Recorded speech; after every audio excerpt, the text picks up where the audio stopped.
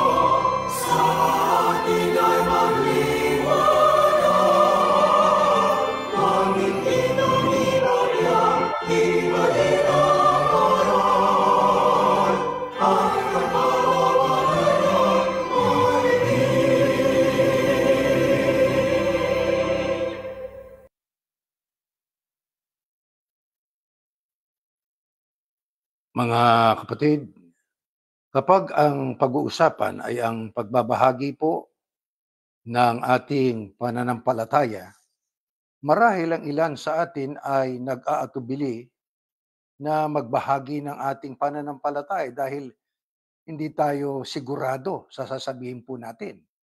O marahil tayo ay nagbabahagi na ng ating pananampalataya o ng ebanghelyo, pero hindi natin nakikita ang positibong resulta sa ating mga kausap, sa ating binabahagi na ng ating pananampalataya.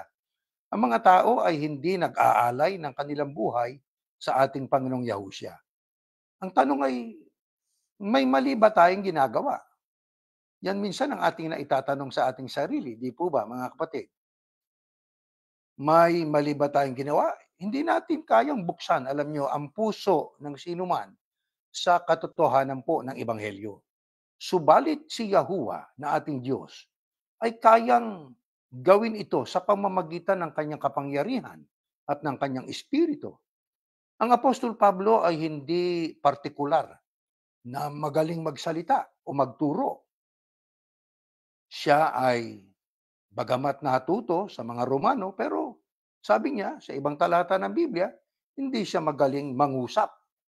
Pero alam ninyo, mga kapatid, dahil sa kanyang pagtitiwala sa Panginoon Diyos, dahil sa kanyang pananalig, ay siya po'y nakapagturo ng mga salita ng ating Panginoon Diyos.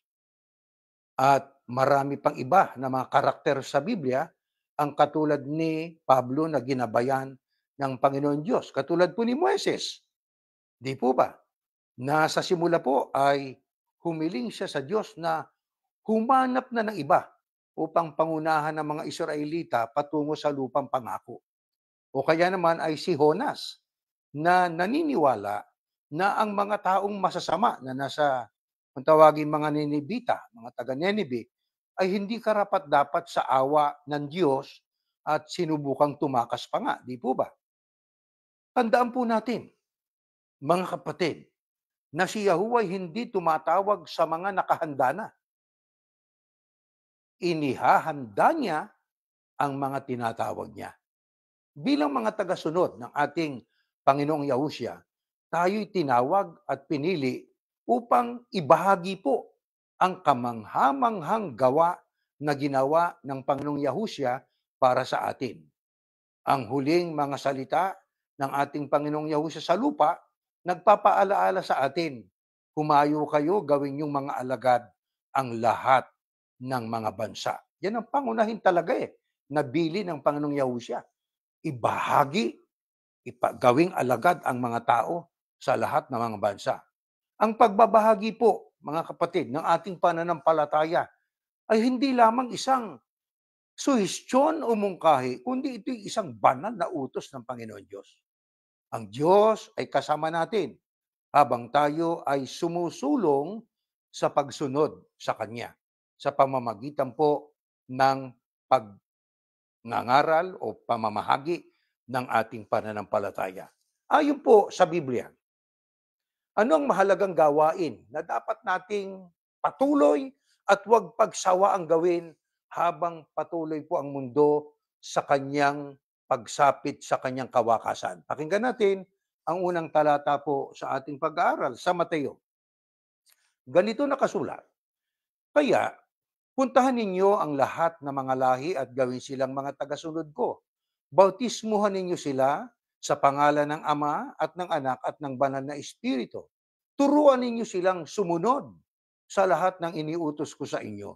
At tandaan ninyo, lagi ninyo akong kasama hanggang sa katapusan ng mundo. Ito'y tagpo na ang Kristo'y bago pa umakyat sa langit ay kinausap ang mga alagad niya at ang diwa ng kanyang pangungusap ay inyo ang wikang puntahan ang lahat ng mga lahi. Walang sisinuhin, walang ika nga ay atin pong tatanggihan. Lahat ng mga lahi. Gawin silang mga tagasunod ko. Hindi niya sinabing gawin silang miyembro ng isang organized religion. No, tagasunod niya. Ano ang ating gagawin? Kailangan pong sila ay bautismuhan.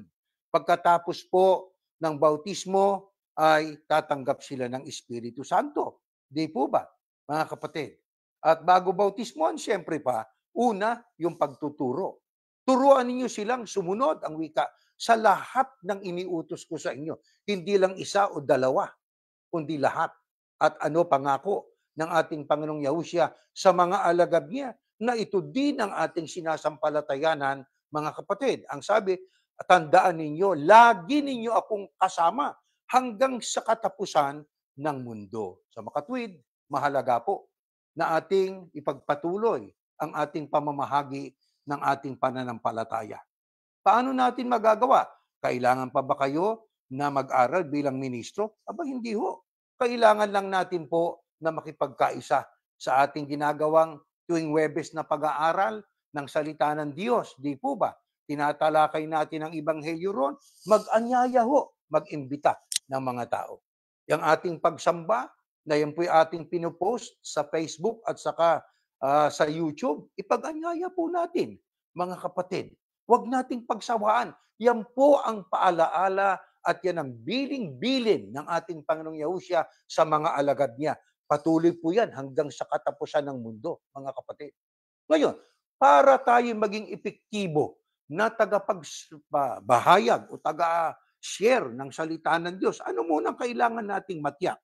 Pakinggan po natin itong nakasulat sa Gawa 1:8. Ngunit pagdating ng banal na Espiritu sa inyo, bibigyan niya kayo ng kapangyarihan at ipapahayag ninyo ang mga bagay tungkol sa akin mula rito sa Jerusalem hanggang sa buong Judea at Samaria at hanggang sa buong mundo. Mga kapatid, ang kausap po dyan, mga apostol, yan ay araw ng Pentecostes. Nang sabi ng Kristo bago siya umakyat sa langit, ang bilin ko sa inyo, bago kayo mangaral, ay magpaiwan muna kayo dyan sa Jerusalem hanggang sa matanggap niyo ang Espiritu Santo. Bakit? Yun ang magbibigay sa inyo ng kapangyarihan. Ano layunin? Upang maipahayag ninyo ang mga bagay tungkol sa akin. Gaano kalawak ang pangangaral ng mga apostol? Mula rito ang wika sa Jerusalem hanggang sa buong Judea at Samaria at hanggang sa buong mundo.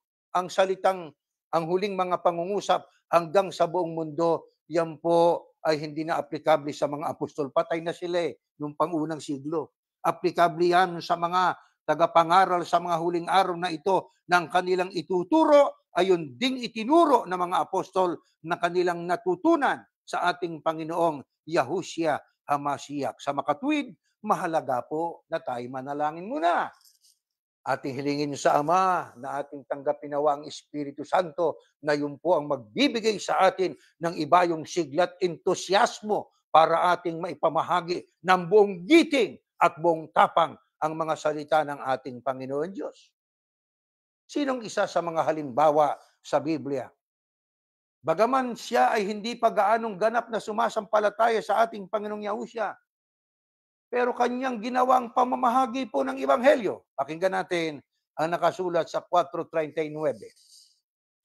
Maraming Samaritano sa bayang yon ang sumampalataya kay Yahushua dahil sa sinabi ng babae na alam ni Yahushua ang lahat ng ginawa niya.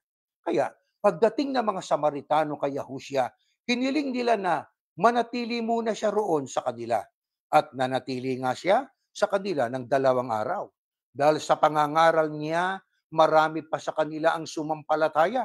Sinabi ng mga tao sa babae, sumasampalataya kami ngayon, hindi lang dahil sa sinabi mo sa amin ang tungkol sa Kanya, kundi dahil sa narinig namin mismo sa Kanya. At alam naming siya nga ang tagapagligtas ng mundo. Dito ay ating mabasa at nabasa ang maraming Samaritano. Yan ay sa bayan po ng Samaria, sumampalataya sa ating Panginoong Yahushua. Mapapansin ninyo, bago sila sumampalataya, may dahilan. Dahil sa sinabi ng babae na alam ni Yahushua ang lahat ng ginawa niya. Mayroon pong babae na binabanggit diyan. Kaya maraming Samaritano nung panahon yun ang sumampalataya dahil dun sa babae. Bakit? Ang babaeng yan ay walang iba kundi yan ang babaeng Samaritana. At yung mga Samaritano, nung sila po ay kaharap na ng Kristo, nakiusap sa Kristo, sana manatili ho kayo rito sa amin. Sila'y pinagbigyan ng Kristo, 2 araw siyang nanatili ron. Ano ginawa ng Kristo ron? Nangaral. Sa kanyang pangangaral, nagkaroon ba ng magandang resulta? Nagkaroon ng positibong resulta. Bakit? Marami pa sa kanila ang wika sa taga-Samaria ang sumampalataya. Bakit sila sumampalataya? Ang sabi nila doon sa babae, sumasampalataya kami ngayon, hindi lang dahil sa sinabi mo na alam ng Mesiyas ang lahat ng nangyari sa buhay mo, kundi dahil sa narinig namin mismo. Yun ang ating dapat pansinin. Hindi gullible ito. Ito yung mga taong nakinig mismo. Sinuri nila ang pangangaral ng Kristo. At paano nila natiyak na iyon ang kanilang kausap ang Kristo nga. Nung nakinig sila, nung kanilang maramdaman at ng kanilang mapagtanto na ang aral ay talagang aral ng Mesiyas, ang sabi nila, alam namin, sabi nila sa babae, na siya nga ang tagapagligtas ng mundo. Mga kapatid, itong babaeng taga-Samaria na ito, na siyang nagdala ng magandang balita doon sa kanyang mga kababae taga-Samaria, na marami ang sumampalataya. Mga kapatid, paano ito na kausap at paano ito na meet up ng Kristo. Paano niya nakatagpo ito? Pakinggan natin. Sa 4, 5, 7, tataas lang natin ang pagbabasa. Next slide. Ganito po nakasulat. Sa 4, 5, 7, 8, nang dumadaan na sila sa Samaria, dumating sila sa isang bayan na tinatawag na Sikar. Yung sila, yan ang ating Panginoong Yahusya kasama mga alagad. Malapit sa lupaing ibinigay ni Jacob sa anak niyang si Jose. May balon doon na ginawa ni Jacob. Dahil tanghaling tapat na noon at pagod na si Yahusya sa paglalakbay, umupo siya sa tabi ng balon para magpahinga. Tumuloy naman ang mga tagasunod niya sa bayan upang bumili ng pagkain. So mag-isa na lang ang Kristo doon sa balon ni Jacob. Nagpahinga siya sapagkat naglalakad lang sila marahil mula sa malayong lakbayan, kaya pagdating nila roon sa Sikar, nagpahinga siya sa tabi ng balon ni Jacob. Ito ngayon nangyari. Habang nakaupo si Yahusya, dumating ang isang babaeng taga Samaria para umigib. Sinabi ni Yahusya sa kanya, pwede bang makiinom? Ito'y tagpo kung ganon na ang babaeng taga Samaria, kaya nakatagpo ng ating Panginoong Yahusya nang magpahinga ang Kristo, umupo sa tabi ng balon, dumating babaeng taga Samaria para maumigib ng tubig. Alam nyo mga kapatid, kung pag-aaralan ninyo, nung panahong yun, napakahalaga. Ginto ang pag-igib ng tubig. Malayo ang lugar nila sa igiban na yan. Pero yung babae na yon ay dumating doon at doon sila nagkatagpo ng ating Panginoong Yahusya. Nung nandoon na, ang tanong ng Panginoong Yahusya sa kanya, pwede bang makiinom? Yun ang sinabi ng Kristo doon sa babaeng taga-Samaria, mga kapatid. Ano ngayon ang tugon ng babaeng taga-Samaria? Ito po, pakinggan po natin. Next slide. Sa 4:9, sumagot ang babae, kayo po'y isang Hudyo at ako'y Samaritano. At babae pa, bakit po kayo makikiinom sa akin? Sinabi niya ito dahil hindi nakikitungo ang mga Hudyo sa mga Samaritano. Mga kapatid, anong naging tugon ng babaeng taga-Samaria sa tanong ng Panginoong Yahusya kung pwede siyang makiinom ng tubig? Ang sagot niya, kayo po'y isang Hudyo at ako'y isang Samaritano at ako'y isang babae pa. Teka muna, sino ba itong mga taga-Samaria, mga Samaritano? Ang sabi nga, sila'y mga Hudyo mula po sa northern 10 tribes na sila'y nanatili sa Israel pagkatapos po ng pagsakop ng Assyrian. No? Nagkaroon po sila ng isang gawaing hindi maganda. Ano yon? Nagkaroon sila ng gawa na nakipag-asawa, intermarriage sa mga foreigners o taga-ibang bayan. No? Pagkatapos ng Babylonian exile po sa southern Jews na nirebuild naman nila ang temple ni Solomon doon sa Jerusalem. Di po ba? Na nireject po sila.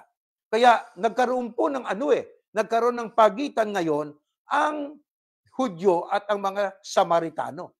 Bakit? Gawa nga ng intermarriage na ginawa ng mga Hudyo na yun ay gawaing hindi dapat gawin noon. Kaya ang hatred na magitan sa mga taga-Samaria at mga Jews. Pero itong babaeng taga-Samaria, mga kapatid, mapapansin po ninyo, nakipag-usap siya sa ating Panginoong Yahusya. Bagamat ang sabi nga niya, ako'y isang babae, isa pa akong Samaritano, ikay isang Hudyo. Alam niyo mga kapatid, ang ginawa ng Kristo ay ating mapapansin, inalis niya ang racism. Inalis niya yung kulay, lahi, paninindigan, prinsipyo ng isang tao. Bakit? Bawal ng Diyos yun Ano katunayan? Next slide. Ganito nakasulat. Basahin po natin sa mga bilang.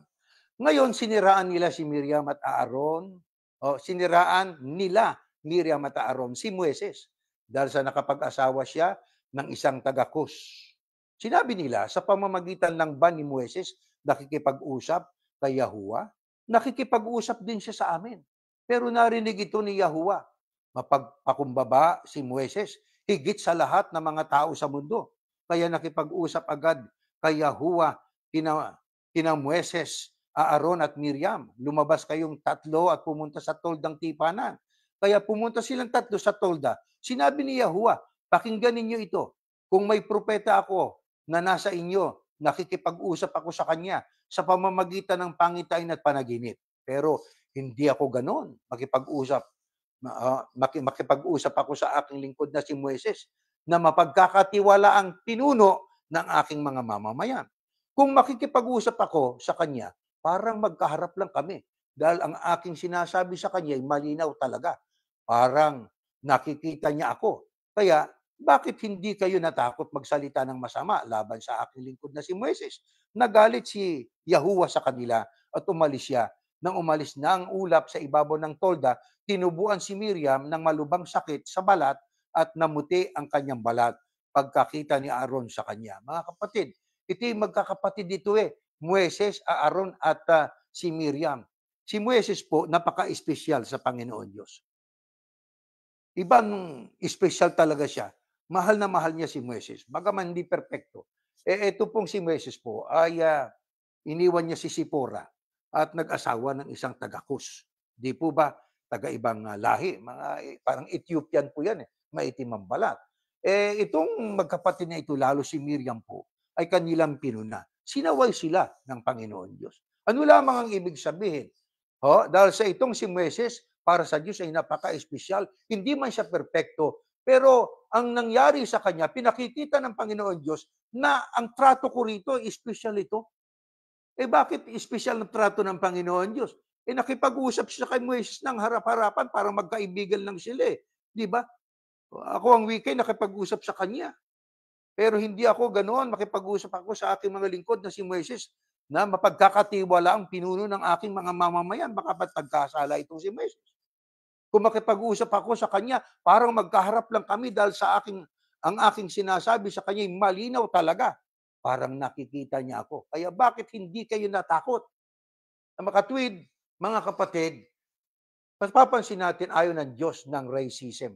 Ang ibig niya, lahat ng tao maligtas Di ba? Ano man ang kulay, ano man ang kanyang lahi, ano man ang kanyang lingwahe. Di ba? Sapagkat, ang sabi nga, for God so loved the world. Mahal niya ang lahat ng tao sa mundo Di ba? Espesyal sa kanyang lahat ng tao sa mundo. Pero mayroon siyang mga punto na pinakikita niya na dapat po na igalang yung inilagay niya na leader, hindi dahil sa siya'y perpekto, kundi siya ang pumili. Di ba? Hindi man perpekto yun, pero ikaw, ang iyong dapat na trabahuhin, yung tungkulin mo sa Diyos. Huwag kang maging fault finder. Bahala ang Diyos sa kasalanan ni Moises. Di po ba? Kaya nga, ang totoo si Moises ipinatanaw lang sa kanya ang promised land, yung Kanaan Hindi naman siya nakarating doon Sino nakarating doon? Yung kahalili niya. Sino humalili sa kanya? Hindi ba si Josue? Kaya mga kapatid, ano ang mensahe nito? Kailangan po ituro natin ang Ebanghelyo.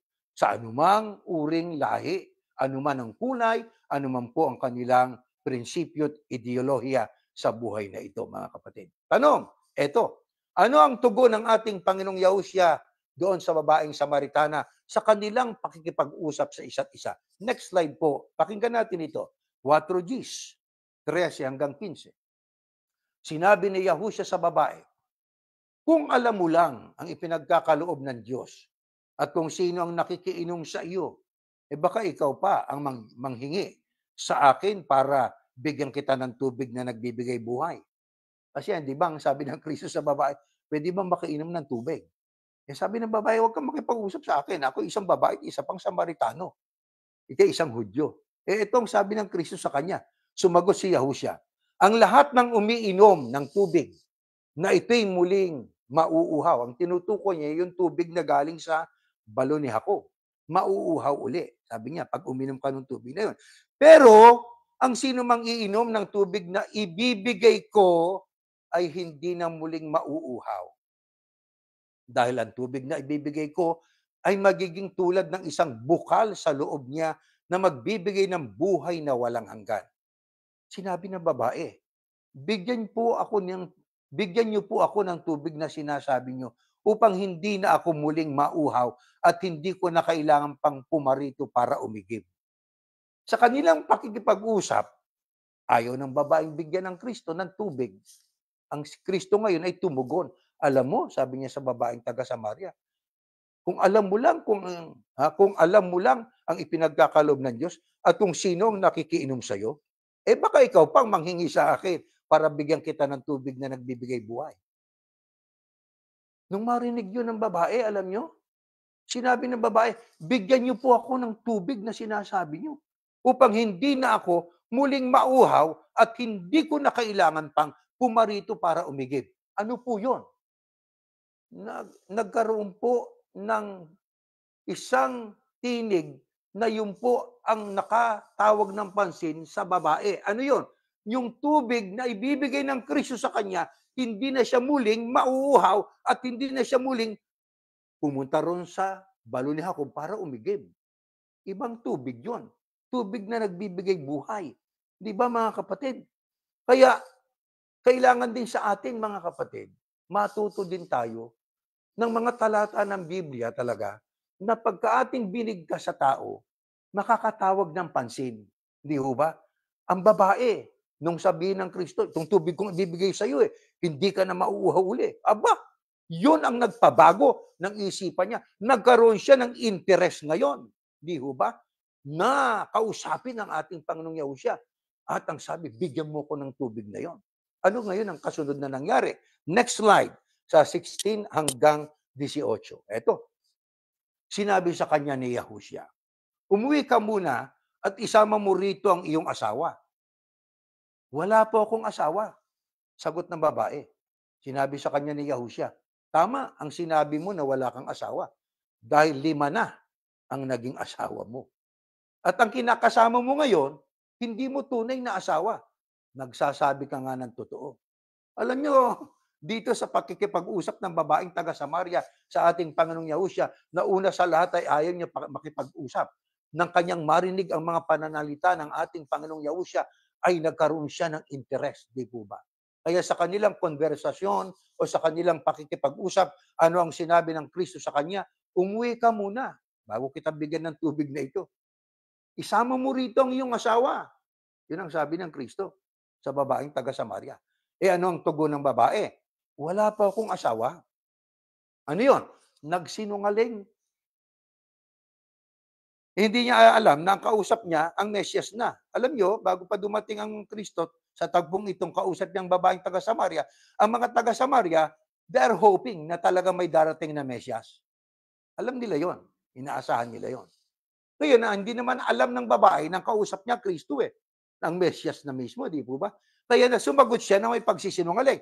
Sagot ng babae, wala po akong asawa. Ano ngayon ang tugon sa kanya ng Panginoong Yahushua? Na isa pa yon sa nakatawag talaga sa kanya ng pansin para kausapin. Nanabik siyang kausapin ng Panginoong Yahushua. Aba, sinabi sa kanya ng Panginoong Yahushua, tama ang sinabi mo na wala kang asawa dahil 5 na ang naging asawa mo. At ang kinakasama mo ngayon, ang wika ng Kristo, ay hindi mo tunay na asawa. Ano ang tugon ng babae? Nagsasabi ka nga ng totoo.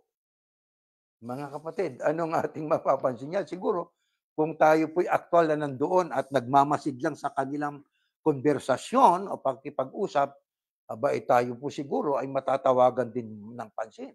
Eh bakit? Alam ng Kristo na 5 na naging asawa nitong babaeng ito at ang kanyang kasalukuyang kasama, hindi niya tunay na asawa. Kaya ang tugon ng babae, nagsasabi po kayo ng totoo. Ano ang tanong pa? Ito pa, ating pangbasahin ito, mga kapatid. Next, parang istorya lang itong binabasa natin eh. 19 to 20, next slide, ganito nakasulat, mga kapatid. Sumagot ang babae, sa tingin ko, isa po kayong propeta. Yun ang tugon ng babae. Sa tingin ko, hindi niya sinabing, kayo ang propeta o kayo ang Mesyas. Sa tingin ko, ano yun? Nakatitiyak na ba siya? Aba, hindi. Ano yun? Salita yun ng tao na hindi completely na naniniwala ng kausap niya ang Kristo. Kaya ang sabi niya, sa tingin ko, isa po kayong propeta. Ang aming mga ninuno ay sumamba sa Diyos sa bundok na ito. Pero kayong mga Hudyo ay nagsasabi na sa Jerusalem lang dapat sumamba ang mga tao. Kaya sa kanilang conversation, ano po, ang sabi na ng babae, nung sabihin sa kanya, 5 na naging asawa mo at ang kasama mo ngayon, hindi mo tunay na asawa, Naku, lalong natawagan ng pansin yung babae. Sa tingin ko ang wika, isa kayong propeta. Sa kanya sinabi, ang aming mga ninuno ay sumamba sa Diyos sa bundok na ito, sa bundok ng Gerizim. Pero kayo mga Hudyo nagsasabi na sa Jerusalem lang dapat sumamba ang mga tao. Nagkaroon nga ng separasyon, nagkaroon nga po ng hatred sa pagitan ng mga taga-Samaria at mga Hudyo, di po ba? Kaya diyan mapapansin po natin mga kapatid na sa kanilang patuloy na pakikipag-usap ay lalong nagkakaroon ng interes yung babae. Hanggang sa hindi man siya tinatanong ng Kristo kung saan sila sumasamba, sinabi niya na lahat. Sa tingin ko, isa kayong propeta. Ang aming mga ninunoy sumasamba sa Diyos sa bundok na ito noon eh. Di ba? Pero kayo, sa bundok ng Jerusalem. Anong kasunod na pangyayari? Ano naging tugon ng Kristo sa kanya? Next slide. Ganito nakasulat. Sinabi ni Yahushua sa kanya, maniwala ka sa akin. Darating ang panahon na hindi na kayo sasamba sa Ama sa bundok na ito o sa Jerusalem. Yan ang tugon ng Kristo doon. Kasi sinabi ng babae, kami sa bundok ng Gerizim sumasamba, mga ninuno namin. Kayo sa Jerusalem. Ang sagot ng Kristo, maniwala ka sa akin. Darating ang panahon, hindi na kayo sasamba sa Ama sa bundok na ito o sa Jerusalem. Ano ibig sabihin? Hindi na mahalaga ang location. Hindi na mahalaga ang lugar o dako na pinagsasambahan. O, tuloy natin. Kayo na mga Samaritano, hindi nakakakilala sa sinasamba ninyo. Yun pantugon ng Kristo sa kanya. Ay mga taga-Samaritano, samba kayo na samba. Hindi naman yung kilala ang sinasamba ninyo. Ngunit kilala naming mga Hudyo ang aming sinasamba. Dahil sa pamamagitan namin, ay ililigtas ng Diyos ang mga tao. Yan ang sabi pa ng Kristo. Hindi sa pamamagitan ng mga taga-Samaria, ililigtas ng Diyos ang mga tao, kundi sa pamamagitan ng mga Hudyo, sa tugon ng ating Pangulong Yahushua. Ituloy natin. Tandaan mo, sabi niya sa babae, darating ang panahon at narito na nga, ng mga tunay na sumasamba ay sasamba sa Ama sa Espiritu at sa katotohanan. Ganitong uri ng mga sumasamba ang hinahanap ng Ama. Ang Diyos ay Espiritu, kaya ang sumasamba sa Kanya ay dapat sumamba sa pamamagitan ng Espiritu at katotohanan. Kaya diyan ay ating makikita ang mahalaga yung paraan ng pagsamba, hindi yung lugar na pinagsasambahan. Tama, sumasamba ka nga sa kapilya, sumasamba ka nga doon sa simbahan o sa sinagoga, sa lugar na pinagsasamba ng iba. Ang pagsamba mo naman ay lihis sa katotohanan. Bakit? Ang pagsamba sa Ama sa Espiritu, sambahin ang kanyang pangalan. Samba ka ng samba, hindi mo alam ang pangalan ng Diyos. Tawag ka lang ng tawag ng Ama. Ama, ang sabi, ang mga anak ko, darating ang panahon, kanilang makikilala ang aking pangalan. Ang sabi, they will pronounce my name. Yahuwah is the name of God. Samba ka ng samba, hindi mo naman alam ang pangalan ng Ama. Kahit saan ka mang sumambang magagandang kapilya, ang sabi ng ibang talata ng Biblia, ang pagsamba nyo ay walang kabuluhan. Bakit? Samba, dada kayo ng dada. Hindi naman nyo alam ang pangalan ng Diyos. Di ba? At ang sabi, sa katotohanan, ang itinuturo ng iba, hindi naman katotohanan. Kaya kahit sa kapilya pa, o kaya sa sinagoga at simbahan, kung hindi naman tunay ang itinuturo, ang pagsambang yon, papatak, walang kabuluhan. Kailangan tama, ayon sa katotohanan, at ang pagsamba sa Espiritu nga, alam natin, ang pagsamba sa pangalan ng ating Panginoon Diyos. Mahalaga po yun, mga kapatid. Huwag nating i-overlook po yun, mga kapatid. Napakahalaga po nun. Sa makatuwid, mahalaga ng ating po na pananampalataya ay mabatay sa katotohanan. May mga aral noon na ayon sa Tanak o sa Old Testament na hindi na aplikable sa panahon ng bagong tipan. Huwag na nating ipilit, katulad ng 10%, katulad ng Sabat o kapistahan. Hindi na po aplikable. Messianic period na po tayo. Pag may bago ng propeta, may bago ng kautusan. Di po ba? Kaya pagka may bago na, niluma na ang dati. Ano ibig sabihin? Messianic period na tayo. Huwag na nating pairalim pa yung ibang mga kautusan nung panahon ng Old Testament na hindi na po ipinagpatuloy na ipatupad sa panahon po ng ating Panginoong Yahushua. Sa ating panahon, kailangan alam natin yon. Huwag tayong maniniwala na lang sa kung anong sabihin ng mga ngaral. Kailangan katotohanan. At anong uring katotohanan? Ang sabi nga sa ibang talata ng Biblia, full truth, buong katotohanan, hindi kalakalahati. Ituturo, may unang pagkabuhay na maguli. Pagkatapos, ang huling pagkabuhay, pagkarampan ng 1,000 taon. Ang tanong, ano magaganap sa 1,000 taon? Hindi nila maipaliwanag yun. Hindi buong katotohanan yun. Nakita ninyo, mga kapatid? Kailangan po buong katotohanan. Kaya ang ating isi-share sa ating mga kapwa-tao, buong katotohanan din po, mga kapatid. Kailangan yan na makita sa atin. Ano pa ang pinahayag ng ating Panginoong Yahusya sa babaeng taga-Samaria? Next slide. Ganito nakasulat. Sinabi ng babae, nalalaman ko pong darating ang Mesyas. O kita nyo? Nauna lang po ako. Alam nila ng mga taga-Samaria, may darating na Mesyas na tinatawag din Kristo. At pagdating niya, ipapaliwanag niya sa amin ang lahat ng bagay. Sinabi ni Yahusya sa kanya, akong nagsasalita sa iyo ngayon, ang tinutukoy mo. Nakita niyo? Doon lumundo ang kanilang pag-uusap. Sabi ng babae, nalalaman ko pong darating ang Mesyas na tinatawag din Kristo. Pagdating niya, ipapaliwanag niya sa amin ang lahat ng bagay. Sinabi ni Yahusya sa kanya, ako ang nagsasalita sa iyo ngayon, ang tinutukoy mo. Kaya mapapansin po natin na diyan inilahad ng ating Panginoong Yahusya sa babaeng taga-Samaria ang katotohanan. Ako yung Mesyas. Kaya nga inalok kita ng tubig na hindi ka na mauuhaw pag na inumuwi. Buhay, magbibigay sa ng buhay na walang hanggan. Di ba mga kapatid? Dahil po doon sa ginawa ng ating Panginoong Yahusya, mga kapatid, ano ang ginawa ng babaeng taga-Samaria? Iigib siya ng tubig Malayo po yun, di ba? Espesyal sa kanila. Ang tubig ay sumasagisag sa personal na pangangailangan. Pero nung malaman niya na yung kausap niya pala, yun ang kanilang ini-expect na darating na Mesyas, ano ginawa niya? Umigib muna ba siya ng tubig at umuwi, saka bumalik uli? Etong ginawa niya. Next slide. 28:30. Iniwan ng babae ang kanyang banga, bumalik sa bayan at sinabi sa mga taga roon, halikayo. Ano yung salitang halikayo? Pag-aanyaya. Ipapakita ko sa inyong taong alam na alam ang lahat ng ginawa ko. Maaring siya na nga ang Kristo, kaya pinuntahan ng mga tao si Yahusya. Mga kapatid, ano ginawa ng babaeng taga-Samaria ng matyak niya ng kanyang malaman?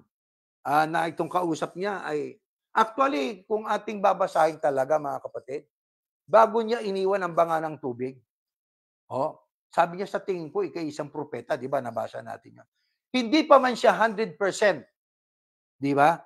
Na kumikilala at nakikilala ng kausap niyang Kristo. Kasi ang ating binabasa, 4:28-30 na Pag pinasimulan nyo ng versikulo 1, tuloy-tuloy, nandoon ang buong kasaysayan Di ba? Hindi pa man niya tiyak na ang Kristo ang kausap niya, iniwan niyo yung banga ng tubig. Ano yun?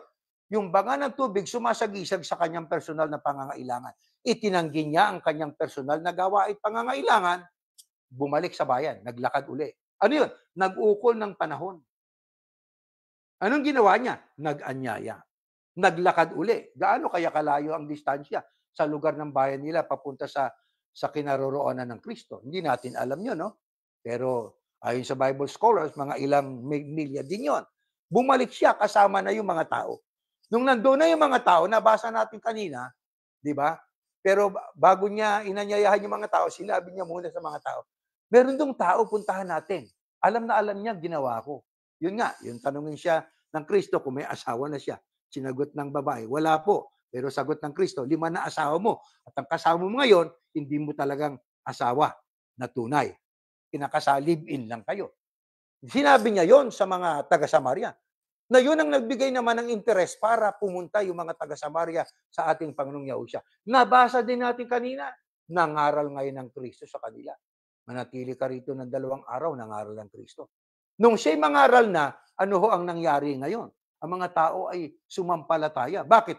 Hindi lamang doon sa sinabi ng babae na alam ng Kristo ang ginawa niya sa buhay niya. May 5 siyang asawa at ang kasama niyang kasalukuyan, hindi niya tunay na asawa, mga kapatid. Kundi sila mismo ang nakinig at natiyak nila na ang kanilang kausap at ang nangangaral ay ang Mesyas. Ano po ang ibig na ibigay sa atin ng mga mensaheng ito? Tayo po ba'y sapat na, sukat na ba sa atin ang ating tinanggap na pananampalataya? Opo. Tayo po ba 'pag tinanong ay sumasampalataya ka ba? Aba, opo. Eh, kung nagawa ito ng babaeng taga-Samaria na hindi pa ganap na sumasampalataya ka, ang sabi niya, "Sa tingin ko ika'y isang propeta." Pero nag-anyaya siya. Iniwan niya yung kanyang pansariling kapakanan at nag-anyaya. Eh, tayo kaya, magagawa ba natin yon?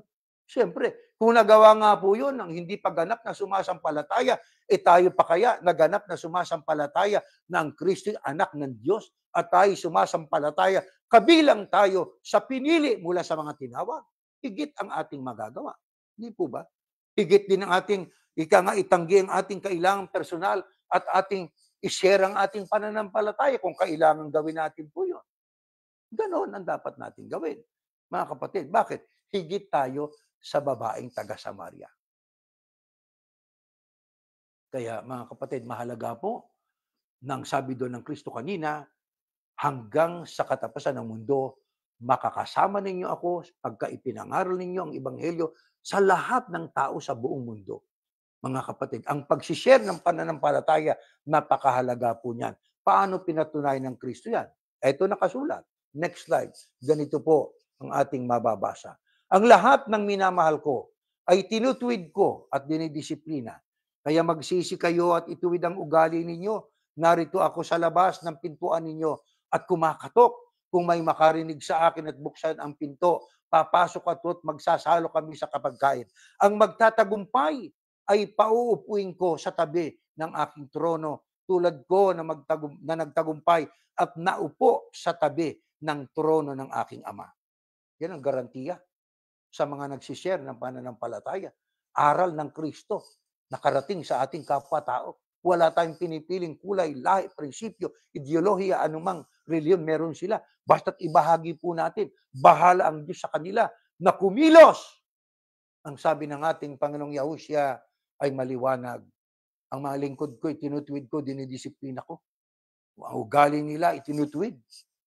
Narito ang wika ko sa labas ng pinto, kumakatok, ang makarinig sa akin, buksan ang pinto, papasok ako at magsasalo kami sa pagkain. Ano ibig sabihin po? Kung ating tatanggapin ang aral na at utos ng Kristo, ipangaral ng Ebanghelyo, ishare natin ang kanyang aral para ang mga tao ay makaunawa rin ng ating naintindihan.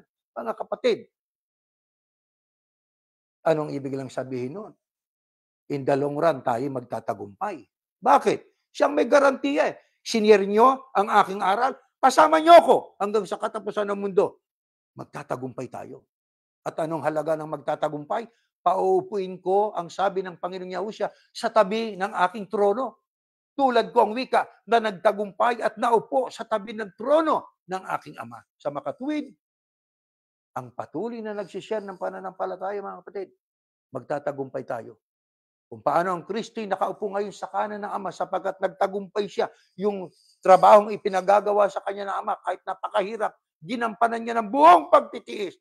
Tayo man, mga kapatid, may bibig tayo, may boses tayo, may pananampalataya tayo. I-share natin ang pananampalataya natin. Yan pong ating ikapagtatagumpay. Makakasama natin ang Kristo, makakasama natin ang Diyos. Ano pa ang mga pagpapala ang inilalaan sa ating kapag ginampanan natin yang tungkulin yan, pamamahagi ng pananampalataya. Next slide, ganito po nakasulat, basahin po natin. Ang taong mapagbigay ay magtatagumpay sa buhay. Ang taong tumutulong ay tiyak na tutulungan. Mga kapatid, kung mayroon man tayo po na matulong sa ating kapwa-tao, material, di ba? Emosyonal, higit yung espiritual, pamamahagi ng pananampalataya. Di ba? Sapagkat yung pong tumutulong, tiyak na tutulungan. Ang taong mapagbigay, magtatagumpay sa buhay. Ano ibig sabihin? Anong ating ibibigay na higit na kailangan ng tao? Hindi lang pagkain, hindi lang shelter, hindi lang salapi kung kailangan nila. Ang napakahalaga, ang sabi ng Biblia, ang tunay na kayamanan ay hindi ang kayamanang panglupang alam ng tao, kundi yung katubusan ng ating kaluluwa. Paano malalaman ng tao yan? Kung di natin ipaalam sa kanila. I-share natin, mga kapatid. Sa trabaho natin, i-open up natin. Tayo mismo ang mag-initiate na makikipag-usap sa kanila. para maipasok natin ang pagmimisyon. Yun ang trabaho natin. Manalangin muna tayo bago natin gawin yan. At ang Diyos po bahala sa kanila. Huwag nating itikom ang ating bibig. Huwag nating sabihin siguro talagang kakaunti lang maliligtas. No, alam natin kakaunti, napakakaunti lang maliligtas. Pero, tatandaan natin, i-share natin. Yun ang ating papel eh. Yun ang ating trabaho eh. Di ba? Ang sangang nagbubunga, sabi ng ating Panginoong Yahushua sa Metapora, ang sangang nagbubunga, nililinis niya para lalong magbunga. Pero ang sangang hindi nagbubunga ng gawaing mabuti, baka dumating ang panahon, matutuyo, malalaglag, titipunin, iagi sa apoy. Ibig sabihin, ang hindi manatili na tumutupad sa kalooban ng ating Panginoong Yahushua, tayo isinangkap niya. Tayo po ay kanyang ginawang bahagi ng kanyang kilusang itinatag. May trabaho tayo. Di ho ba? Yun ang ating tuloy na nagampanan, mga kapatid. At sa tulong at awa ng Ama, bahala na po siya. Basta tayo po, ang ating trabaho, sabi nga ni Pablo, ako ang nagtanim, si Apolos ang nagdilig, ang Diyos ang nagpapalago. Kaya mga kapatid, itong mundo na atin po na kinalalagyan ngayon ay patuloy sa kanya po na pagbagsak. Ang mga tao, ang moral ng tao, pagbagsak ng bagsak po. Kaya tayo bilang mga pinili at umaasa sa kaligtasan, tayo basbasan ng Ama at tayo kanyang tulungan, kilusin niya tayo para tayo naman po maging kasangkapan niya para ipaabot sa ating kapwa, lalo na po sa mga mahal natin sa buhay, ang mga araw na ito, lalo nilang ikauunawa, makapagbalikwas sila, itigil nilang maling pagsamba. Sila'y tumungo at gampanan nila yung pagsambang itinuturo ng Panginoong Yahushua. Nandiyan pa pong ating nanay, tatay, di ba? Kung buhay pa tatay, nanay ninyo.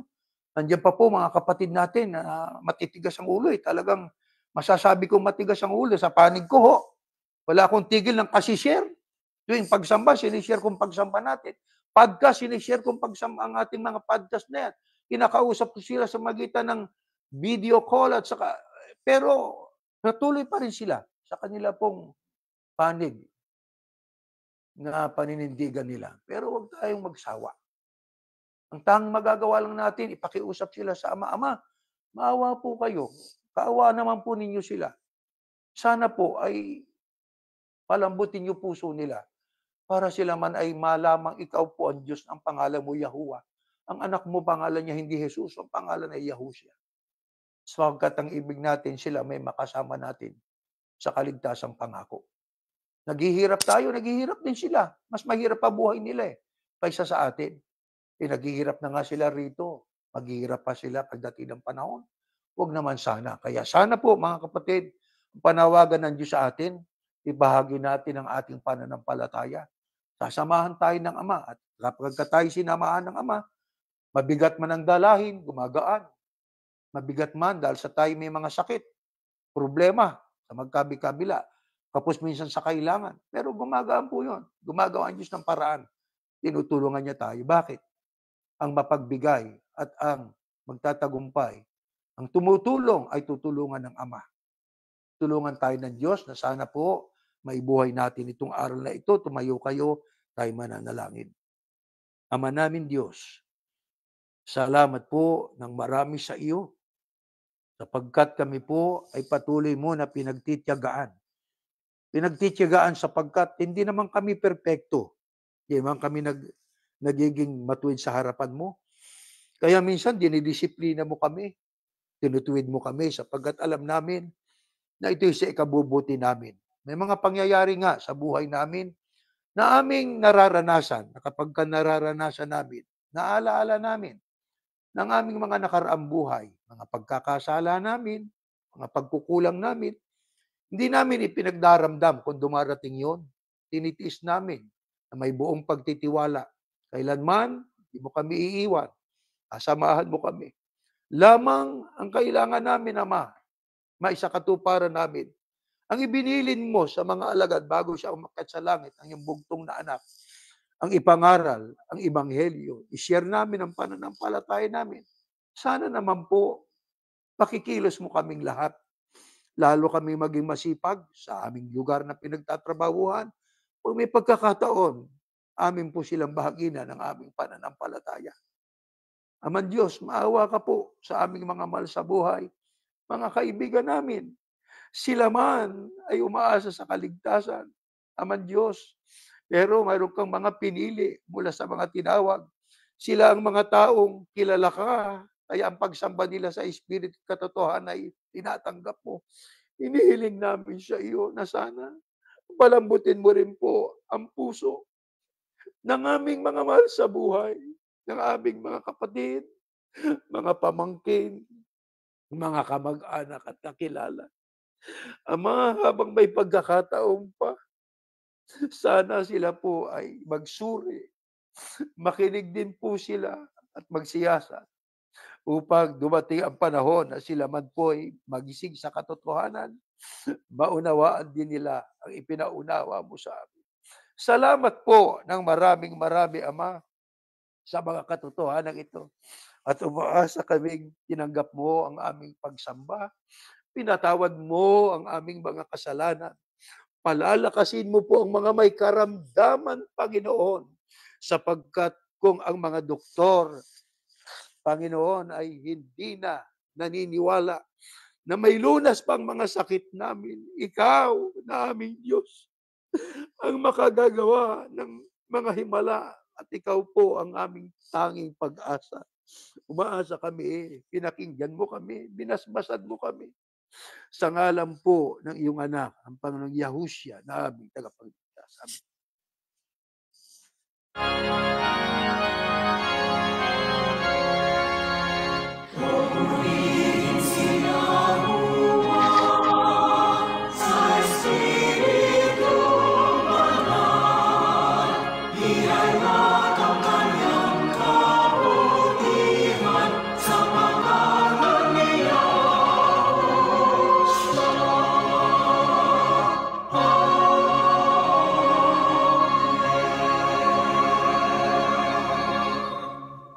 Biyayang pagliligtas ng ating Panginoong Yahushua, pag-ibig ng Diyos na si Yahuwah, at ang patuloy na pagkikiisa ng Espiritu Santo, siyang sumaating lahat ngayon at magpakailanman. Amen.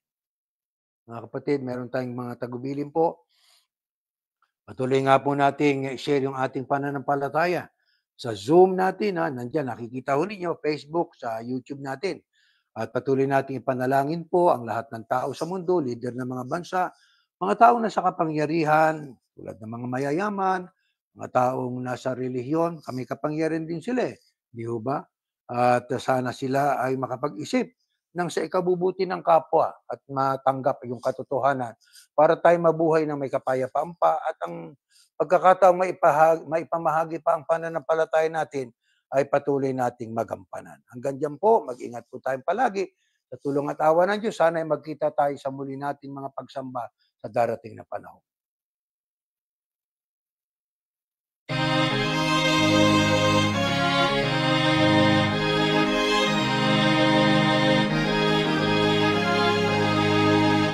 Isa puso natin ang aral ng Diyos Yahuwa at maging matatag. Pagkatyag na darating araw ng paghuhukom o kaya siya'y tingin pangalabing ang iglesia. Ipagtanggol